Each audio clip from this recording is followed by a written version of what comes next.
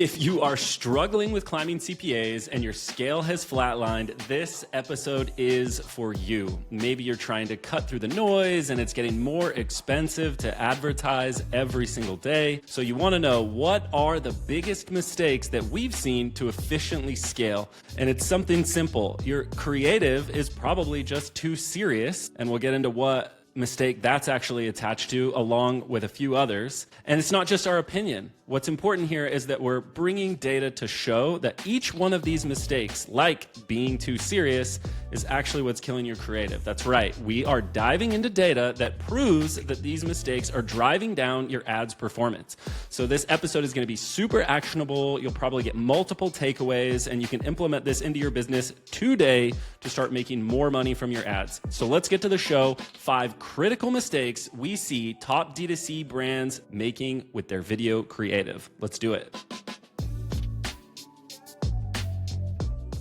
So yeah, this episode is dedicated to what not to do, right, Kira? Yeah, and I mean, these are our opinions, but data is supporting everything we're sharing today.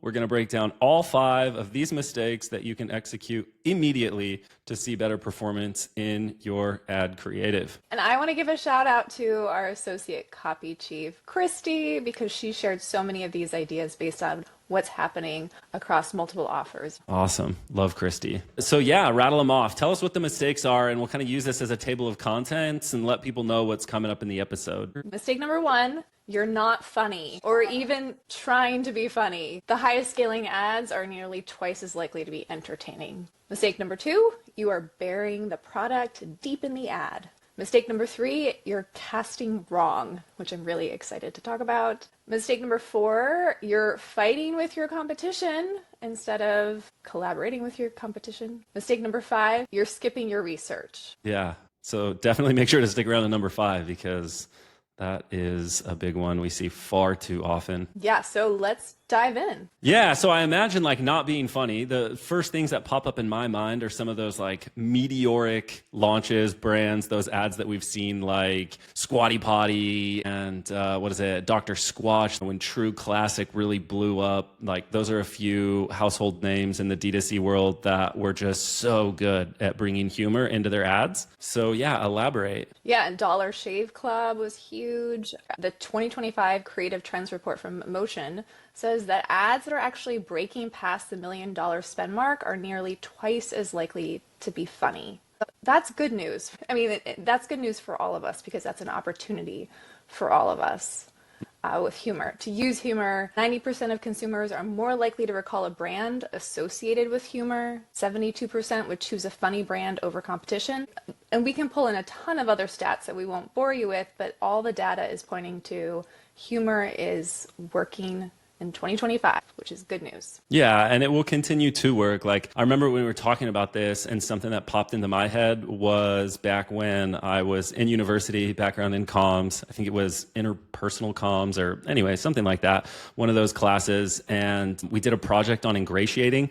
And essentially it was like, get up here in front of the room and make other people like you. And I remember from, the list of these are all the different ways that you can ingratiate effectively, like humor was definitely number 1. And some of the other things that like align with Cialdini's influence and like reciprocity and things like that. But humor is by and far the heavy hitter. And I remember people trying to be funny and like landing flat. So I don't know if that's like a good segue into a part of like how we can flop at this, or if you want to continue on with like how to be funny, and we can get to that later. But that is something I wanted to drop because like it's interpersonal too, right? It's with people. This is how you would naturally communicate with people, is like you want to be funny, you make a good first impression, and then people like you. And as brands need to kind of create a relationship with either a prospect or a buyer, whatever, you want them to like you, so humor makes sense here. Yeah, like you said, humor allows people to let their guard down and helps them kind of broaden their thinking and even opens them up to new ideas. It is interesting what you said about, sometimes the humor will fall flat. So like, will that work for sales and conversions if you don't quite nail the humor? And we can talk about that in a second too. But I do think in that moment, if you're trying to be humorous and you're being very human, I think the very human part is what drops people's guards down and makes that connection. Even if it's not like the perfect joke. It does not have to be the perfect jokes. But what's interesting is there was a decline in humor in ads. So it's not like this has been going strong. There was a decline from 2000 to 2022, which I thought was really interesting. And, why the decline? You could take some guesses. Like there were definitely some big macro shocks at that time, during that time period, that could have contributed, right? Like the dot-com bust, 9/11, recession in 2008. A lot of brands were nudging towards safer, responsible messaging, especially even during COVID, right? Yeah, COVID most yeah. recently. Got to pull it back. Got to be a little bit more sensitive. People just, might not be as open to that kind of messaging, sounds like. Yeah, but during that period, now, there's 70% of the 2024 Super Bowl spots featured humor. So we're coming back strong, where there is this desire and need for people to connect in that way, which is good. Shame on advertisers, though, because I'm thinking about this from the other side. If we were all feeling kind of bummed out, what better way to lighten people's day than humor? And who cares if it comes from a brand? Right? Yeah, exactly. Some brands were doing it well during that time, but overall there was just a decrease in those types of ads. But again, we're on the upswing right now, and there's also something called the pebbling phenomenon that's happening, where people are sharing, right? So it's not just like you're trying to uplift your one customer, they're sharing it with their community. And 40% of Gen Z primarily use social media to find that funny video, to share it with their friends and to share it with their family. And 35% of millennials will do the same thing. So people are actively sharing, and that's why it's more of a pebble, because it's something that people will send to group chats, to spouses, to friends, and that's what can really help your reach here too. Amazing. Yeah, that is perfect for the word you said there at the end of that sentence, reach. It's like you're getting organic reach, because it's like, who would share an ad that's like, it just feels like an ad, right? But when it's a funny skit or something and it makes you laugh, you share it. And like the intent there might not be immediately a purchase. You're just sharing a funny video. But what you're doing is creating an association with that person, and eventually they may become a customer. Yeah, exactly. Perfect. And, we talked about some humor flops in your class. I'm sure not everyone nailed the humor, especially in college. So, some humor does not work. We all know that. And this is something that we talk about on our creative team often, is just like, okay, well, we thought that was funny. Why did that not convert? Why did that not perform? And what we found is that silly doesn't always work. And so there's a difference between silly and actually humorous. And sometimes the difference is about the strategy behind it. And, you could probably guess what the difference is, just from that explanation of silly versus strategic humor.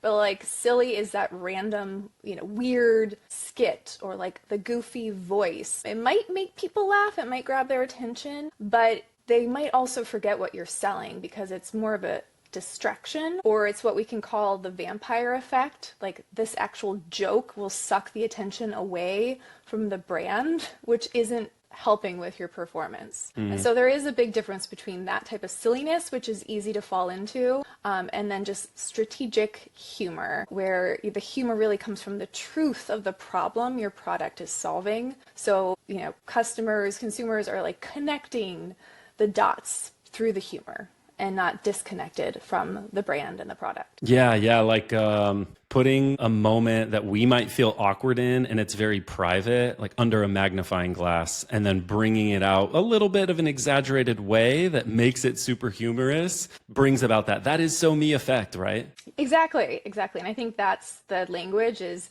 strategic humor is when you say, that's so me. Oh, wow, I can really relate to that. I've got to share that. That's my friend is going to relate to that too. And silly is more of, oh, that was kind of weird. That was a little strange.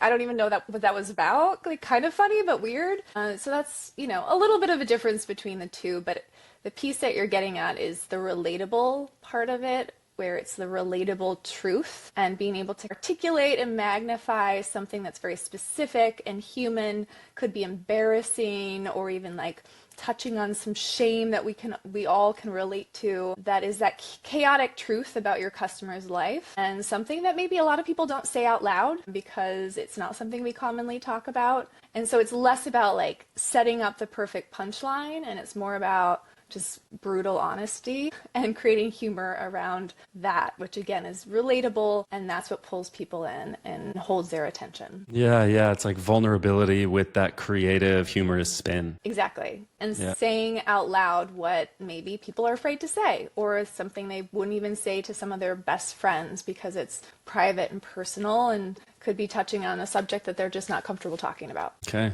And we're definitely doing this in ads. I know we're definitely doing this in ads. So do we have an example? Yeah, so we have an example. We talk about with our sciatica, some of our sciatica offers. We call this butt stabber, and this is one where it's a story that is so relatable with the truth and the humor, because it's talking about pulling your pants down for anyone with a needle and showing your ass to strangers because you're so desperate and you're in so much pain. And so it's really painting this nightmare scenario with, absurd specificity, talking about going to Disney on a mobility scooter at age 43 and not being able to get out of the car at Costco. So these are like real scenarios, and we know they're real because it came from a real person that we also work with. But it's so specific and so almost unbelievable that someone could experience this type of pain, that there is humor in the truth behind it. I wish I was on that call when the person shared that story. I interviewed that person, and it was such gold just coming out of her as she was telling me this story and giving me these one-liners about her horrific experience. Just turned into a phenomenal ad because of that painful truth behind it. Yeah, and like looking for the humor in something that was painful. Like I'm sure for her, it wasn't funny at all going through that, but we're able to, bring about the humor to make something that does feel heavy, that does cause stress in someone's life, a lighter feeling, and that opens the door to, or like you said previously, kind of like lowers the defenses to, hey, this is a potential solution for me. Yeah, and it's keeping that humor connected to the pain. So it's not separating the two so that people are confused or like, oh, well, that was funny, but what are they even talking about? It's really keeping that connection, sharing the humor through the painful story so that when people think about it, they're thinking about the pain and then ultimately the solution that's connected to the pain, and it's all connected. That's what the goal is. So you want to move on to mistake number 2? Yeah, I mean, being funny doesn't really matter if nobody sees your product, right? Yeah. So you said mistake number 2 was burying the product. Yes. And this is something that many of us have done, but the problem isn't that you don't have a hook, right? We all know what hooks do. We all creatives, great at writing hooks. But the problem is that your hook grabs attention without telling people what you're selling or why they should care. So there are a lot of stats that, show us the value of putting the product right up front, in the window where up to 47% of your ad recall can happen, which is the first 3 seconds. 74% of the value in an ad is created in the first 10 seconds. And I can think of many ads where the product isn't even featured until like 30 seconds. And so that's a problem. Yeah. I think the deeper mistake there, if we like peel back another layer, is like thinking that because you caught the person's attention, you want to keep piquing their interest by like stuffing more, whether it is like benefits or resonating with more pains or whatever it is, you're like educating or giving more information before you get there. But it's like, if 74% of the value is created in the first 10 seconds, you've only got, 26% after that. And so if you're waiting too long, people aren't even going to remember. They're not getting the value that they need to make a decision about whether or not they even want to consider you. Yeah, and I think there's a really easy question you could ask, and it's a little test you could do on any of your ads. Only watch the first 3 seconds. Would you have any idea what you sell or why your audience should care? And then you could do the same for the first 10 seconds. And you could do that also, with the sound off would be interesting too, to see it visually. So to turn the sound off and then see, do you know what you're selling? Do you know why people should care?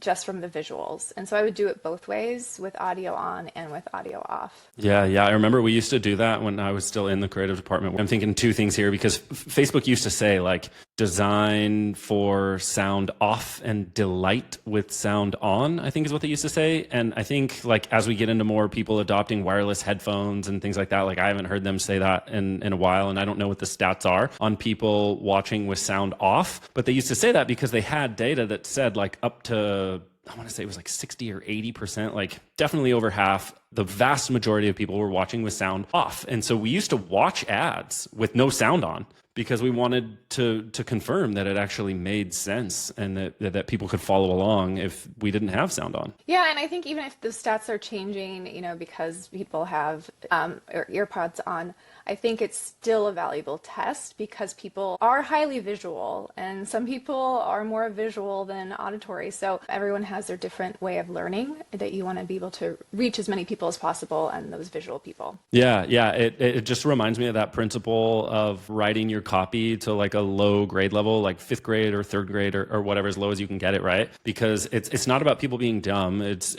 just about being able to consume and process the information as fast as possible. And so the same thing applies. It's just about how fast you can actually process the visuals and like make sense of what's going on when sound's off. Yeah, I think that it all works together. It's like the visuals, the simple language, again, like 4th grade language or 8th grade language, so people can get it quickly, especially if they're just like scrolling and distracted. And then, a lot of our hooks, top copywriters can write hooks that are great at grabbing attention because we're skilled at that, grabbing the attention, creating curiosity. Maybe there's a little bit of a promise in there too to kind of get people to stick around, but oftentimes what we're missing is really featuring that product and benefit up front too. And it's a lot to cram in there, but I think if we're stopping short and just grabbing attention, creating curiosity, then we're missing that opportunity for people to really get like, what is this? Why should they even care in those first 3 to 10 seconds so you can grab them? All right, so what we could also dig into is across multiple platforms,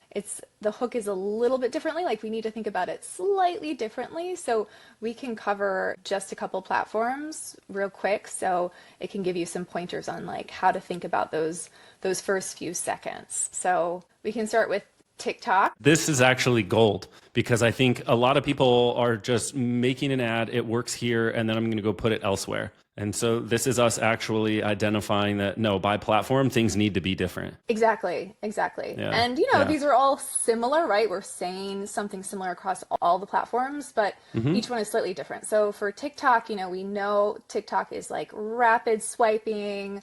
People are sampling tons of videos. They probably won't make it past second 3. So don't think about this hook sequentially. Don't think about like, okay, do the problem first and hook them and then show the product after. Rather, just think about like hook them with the product and grab them through that pattern interrupt where you actually integrate the product into that pattern interrupt so that they've got it within the first 3 seconds as they're quickly scrolling. So even if they're swiping at second 2, they probably saw the problem and the solution together because it was integrated visually and through the copy as well. Yeah, that makes a ton of sense for TikTok. Yeah. And I mean, Meta is people might linger a little bit longer, right? So they're still scrolling, but people sometimes linger 5 to 10 seconds. So you could like get a little more sequential. You have a little bit more room to visually kind of break it apart a little bit more and show the product first, then share the benefit. And you don't have to quite squeeze it all together like you may have to do on TikTok. And we know with YouTube,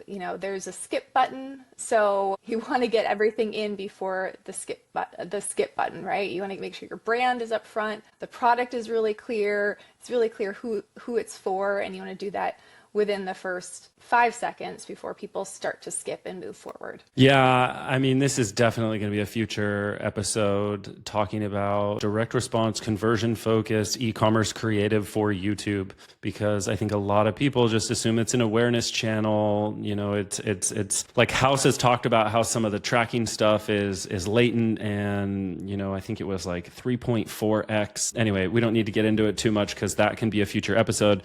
But the idea that that you have 5 seconds instead of just the 3, or I mean, TikTok's untethered, but we know people just move quickly. Like people are forced there for 5 seconds. So you get a little bit more time. And if you're compelling enough, like people stick around. And the other thing about it is like, people are actually there to consume longer form creative. So it makes sense that YouTube would be most drastically different from the other two, where, you know, people could argue that like Reels are just like TikToks or whatever, even though, you know, platform behavior is a little different, like you said. Yeah, definitely. It's just a good reminder that as you're creating hooks, just each one should ideally be different per platform. And like if you're just thinking about it that way from the beginning, I think you're going to set yourself up for more success. So I see in the notes we've got the quick audit. What is this quick audit? Yes, quick and easy audit. So you can pull up a handful of your best ads, you know, see when the product first shows up. So just like look at the timestamps. First question is, when does this product first show up? And the second question is, when is it clear what problem this solves for you? So if you go through your ads and you ask those 2 questions and you check out the timestamps, that will be a really helpful way to start gathering your own data to see what's working best, maybe to notice some trends. You know, when the product shows up at second 3, we perform the best, or whatever that is for you. And you can start gathering that data for yourself and for your ads and offers to really understand what's happening and make some decisions and set up some guidelines that work best for your ads. Yeah, that is actually super important. I think in my mind, I'm already thinking of like a spreadsheet, like by ad, and then, you know, timestamp for question 1, timestamp for question 2, and you know, seeing like, are we getting both in under 10 seconds? And if that average, the closer it creeps to 15 and beyond, it sounds like, you know, people that right there is telling you why the ads aren't performing. Is that right? Yeah, and you know, it's different for every type of offer and every type of ad format too, and every type of platform. So you may notice the trends, right? You may notice what it is for YouTube is different from Meta. And so I think that would be really helpful too, to track it across platforms, different type of formats of ads too. You may realize that it's okay to reveal the product a little bit later for a certain type of format. And so it's just helpful information to look at so you're not guessing. Yeah. Okay, solid. All right, so if your hook is ideally doing its job because you've corrected that mistake, the next part is about putting the product in front of the right people with the right talent in front of them. We're talking about casting. Yes, we're talking about casting. Okay, yeah.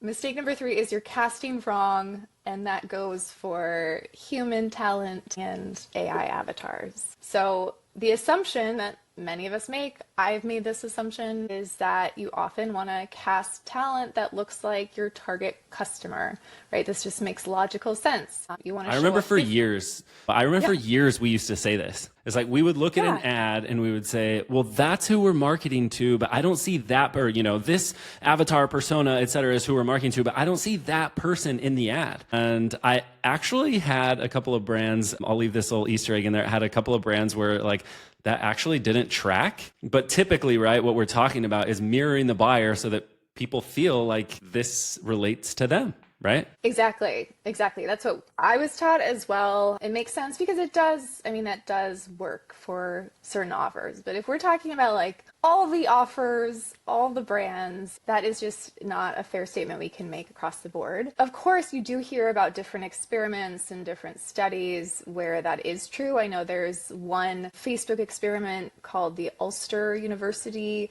experiment that ran this teeth whitening offer and ran it to more than 650,000 people on Facebook. And in that specific test, click-through rates jumped when the person in the ad matched the viewer's age and gender. You know, but that's one particular offer. So maybe we could say from that smaller test, like, cool, if you offer teeth whitening, you might want to match the talent to the audience, so it better reflects the customer. But what we found, you know, in our agency is more counterintuitive, and we actually have found across different ads that different demographics actually perform better. For example, for a gut health brand, the target audience is like women 50, 60 plus years old. And we found the best performers actually feature women in their 20s.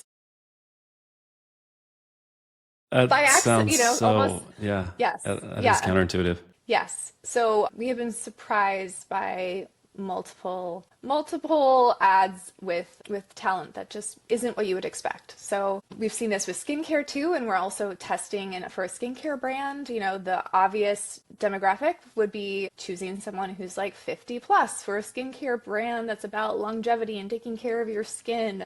And now, because of what we learned from the gut health brand, we're actually trying to skew younger and see if that speaks and resonates to that audience. And it makes sense because sometimes audiences aspire to look or feel or younger or Yeah, I was going to ask that. Is it kind of that like painting the dream quality of, I mean, I think I learned that phrase back with copy, but in marketing in general, we want to like, give people the like end state of, what they want, what's their biggest desire, and show them that. And that makes sense for skincare. I think it would maybe make sense for the gut health, as it's kind of adjacent to weight loss. Yeah, I'm trying to understand this. I think with the gut health, what makes sense to me is maybe it feels less shameful. I mean, I think gut health issues can be really embarrassing and uncomfortable and something that you don't want to talk about. But if you're watching an ad with someone who's like, cute and young and in their 20s and talking about this horrific gut health issue, it normalizes the whole thing and normalizes the problem and maybe just opens that awareness and that connection to that brand. So you feel more likely to trust that brand because it feels like it's less shameful and it's more like, okay, well, if this 20-year-old is dealing with this problem and I am too, and this worked for her, like maybe it'll work for me. That's just a guess, but I am trying to sort through like, why does this work for certain offers where it's not necessarily cosmetic too? Because I do understand like cosmetic wise, sometimes it makes sense that you'd pull in a younger demographic for the talent on screen. But this is something we're still experimenting with. It's just something that we are keeping in mind, not to just think about it traditionally. Yeah. Well, now I have the ultimate plot twist, because when I was running a beauty offer like this one, I love telling this one, because when I was running a beauty offer, of course, we thought it should be women. We tested younger women, we tested older women, and like things were pretty good. But once we started testing men, like things got really good. Like my best ads for that account were testing younger men. So we would try to get guys who were like in their 30s. And we would also test men who were like the kind of silver fox, like in his 50s or maybe even early 60s. And for whatever reason, like that resonated so much more with women. And we took similar scripts and, adjusted them for the person who was speaking for talent, et cetera. And like volume exploded. I don't remember exactly how much it was doing. I think it was in the low 20s, like per day. So we were spending, 20 to 25K a day.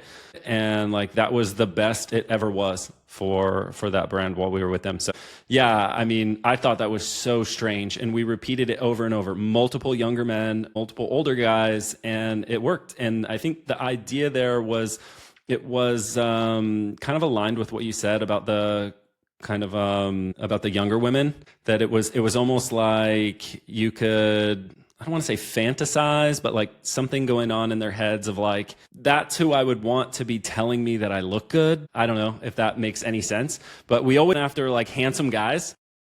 Yeah.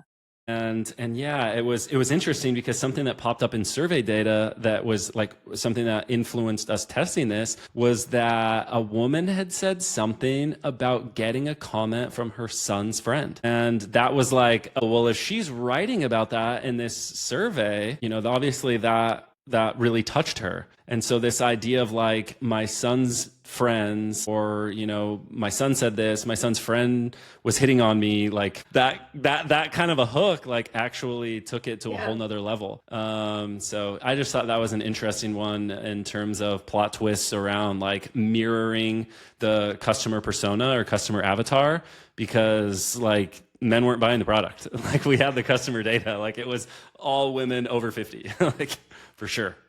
Yeah, well, I mean, if younger men are telling me I look amazing, I'm going to buy that product. Buy more of that. Sure. Yeah, and so it was basically the same script. Yeah. That's incredible. Yeah, we took some of our best ads and we just ran them with younger men based on that comment.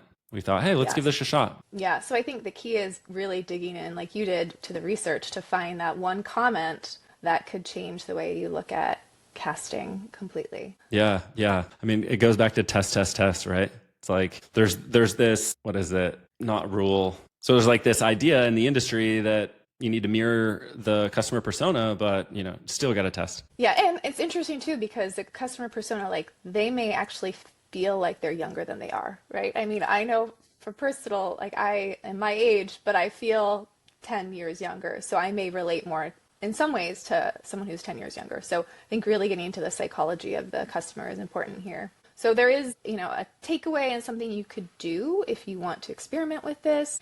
Just look at a campaign you're working on, and if you're targeting older talent for it, skew a little younger.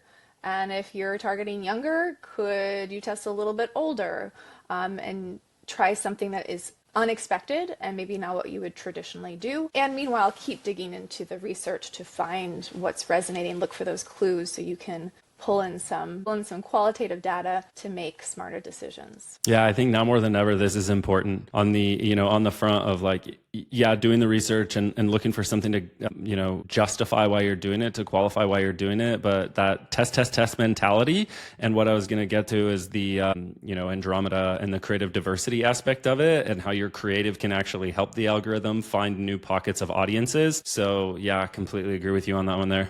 So let's get on to number 4. I thought this one was really interesting. This is the one that caught my attention in the intro, so I am interested to hear what you got to say here. Yes, so mistake number 4, you're fighting your competition when you should be befriending your competition. Did this grab your attention because you like to fight your competition?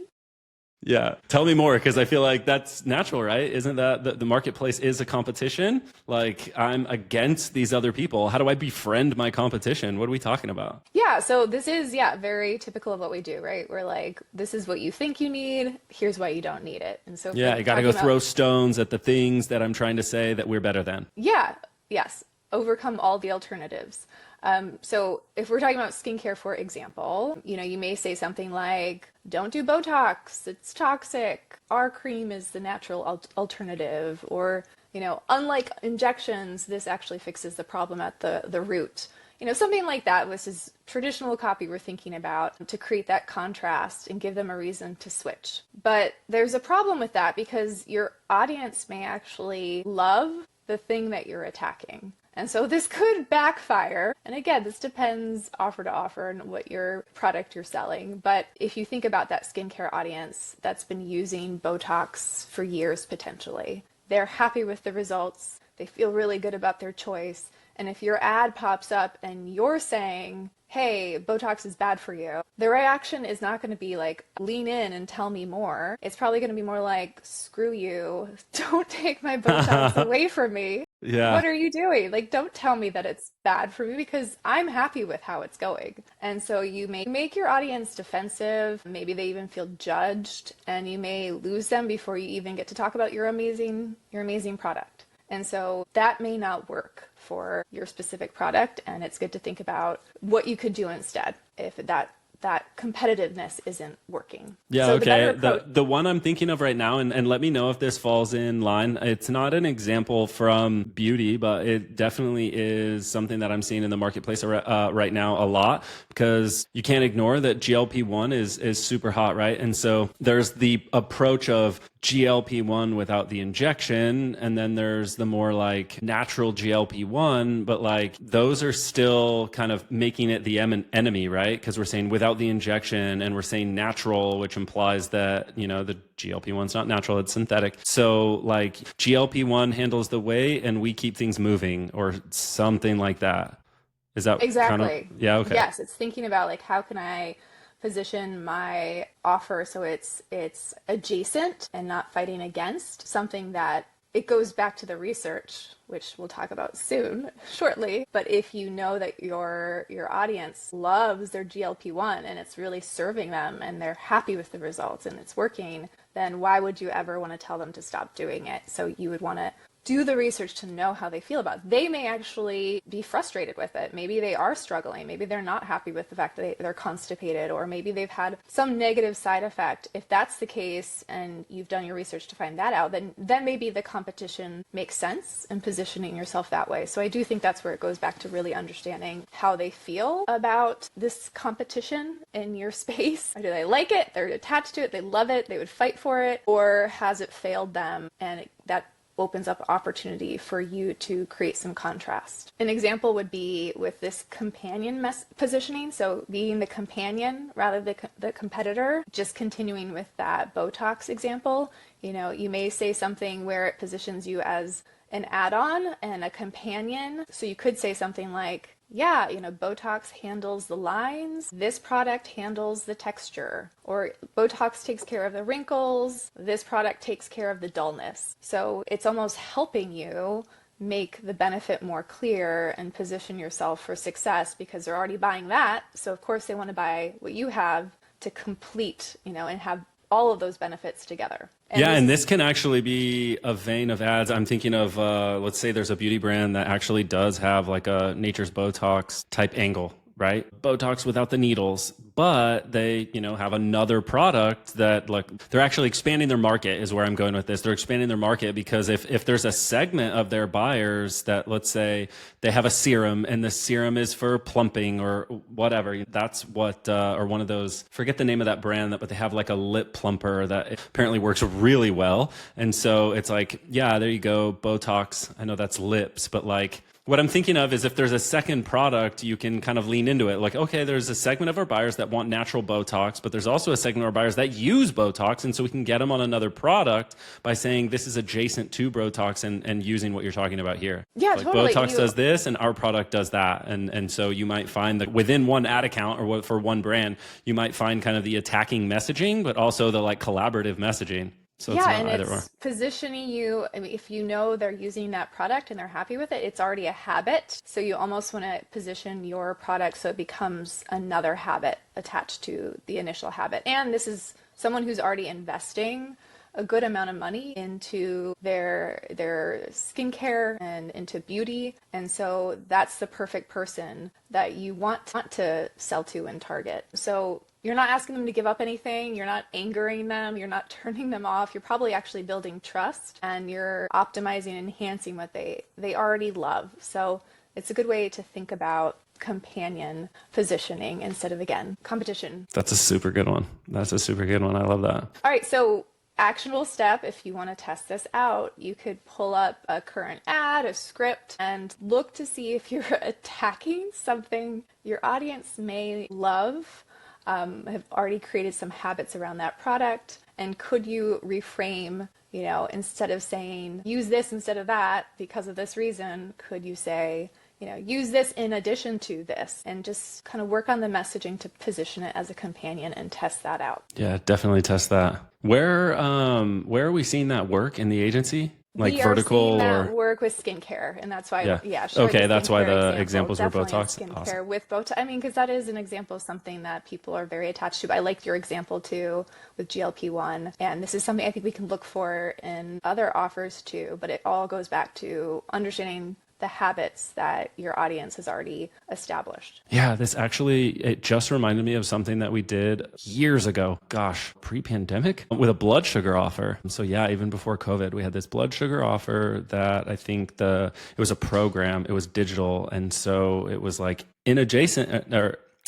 in tandem with what you're already doing to support your blood sugar. It wasn't stop doing that and da da da da. And it really was, it's kind of a diet. And so a lot of people had great results, and people would talk about reducing their medication, but it wasn't like we ever said, stop taking this and just do this other, health program. It was like, this works in conjunction to get you better results. And people loved that. Exactly. Yeah. I think we can look nice. at all of our offers across the board and see more companion positioning opportunities. Cool. Okay. So we've fixed positioning. You're not attacking what your audience loves. And now we have the one we've been teasing all episode with research.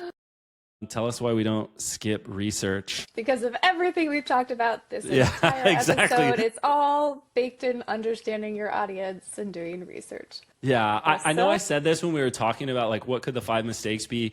Like one of the things that I think brand owners, advertisers, copywriters, creative strategists, whatever, all of us, like we think we know the customer or a specific vertical or whatever. Like we sometimes fall into this trap, and it's not always, but often or sometimes, whatever, we fall into this trap of thinking that we know them so well that we can kind of skip this, or we can just do light version of research and not do the whole process because it kind of feels boring.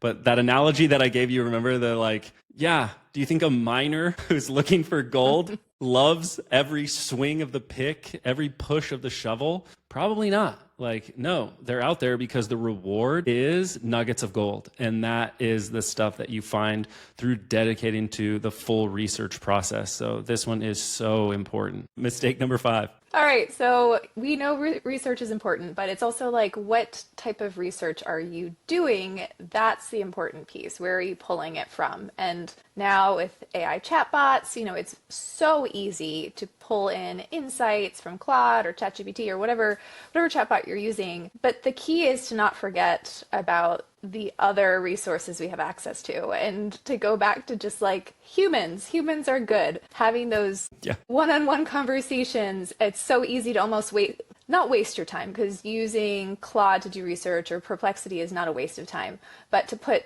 a lot of time into it and forget about just having a conversation maybe with someone who is in your family or a friend or a colleague about a problem they're having, which could pull in even more insights or an incredible story. Or there could just be, certain pauses or changes in voice and tone in that conversation that really inform you and tell you what's happening and what they are feeling more so than you could pull from AI, right? So it's doing that piece, but also not forgetting about those real conversations, because we've had some of our best ads come out of those personal stories from fathers, from writers in our team, and them sharing their father's story about macular degeneration, or sharing a story about nerves and back pain and sciatica, or knee problems and hip problems. So just not forgetting the basics, like going back to the basics is always really helpful and can turn into the best ads. Yeah, absolutely. Like if you're a one-man team and you're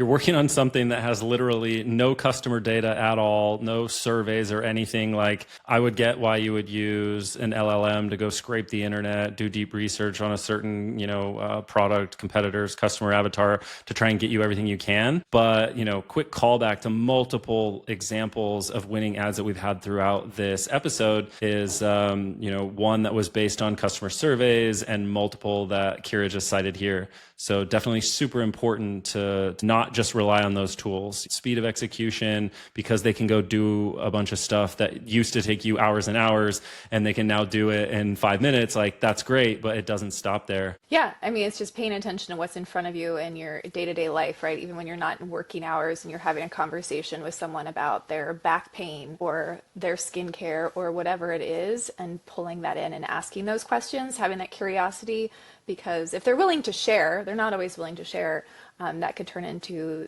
the best idea for the next ad. Yeah. So I think the conversation now around LLMs, like we're shifting away from this era where, we were sold this idea that it's going to do everything for us, and like, oh, it's this revolution, and it is, but like that I'm going to give it a simple prompt and it's going to know exactly what to do. And we're moving into the era of, I know people talk about prompt engineering, context is the big word that I use, that I hear now, right? Like if you feed this thing enough context and give it enough specificity about where to go look, how to deliver answers, how to, look for emotional language or these kinds of things, do you think that it actually does a pretty good job?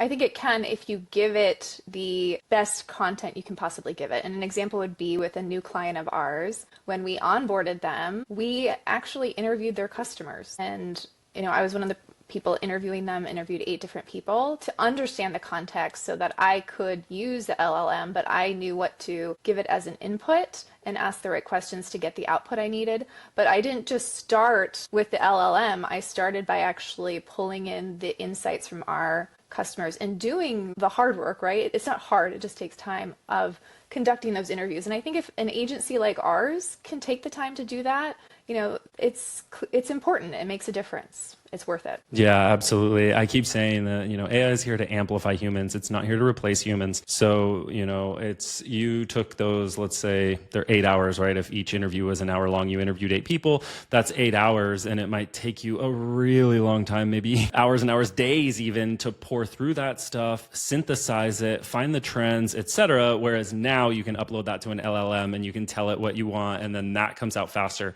And so you're, amplifying your work and not replacing it. So yeah, we talked about how real conversations are gold. And I love what you said about paying attention when you're not in work mode. I think that's, you might be in line to grab a coffee, or you might be overhearing a loud couple at a table next to you in a restaurant or whatever, where I think we often want to isolate the creative work into those time blocks where it's on our schedule to go do the creative strategy and develop the ads and write the copy. But, life's happening all the time. And so, these comments that are adjacent to, whatever your creative work is, you've got to really be turned on all the time and not just in those specific blocks is the point I'm trying to make. Yeah, just be curious all the time. I mean, I think people who are attracted to this creative business are curious people anyway, and they're paying attention to what's happening in the real world and reflecting it into the ads.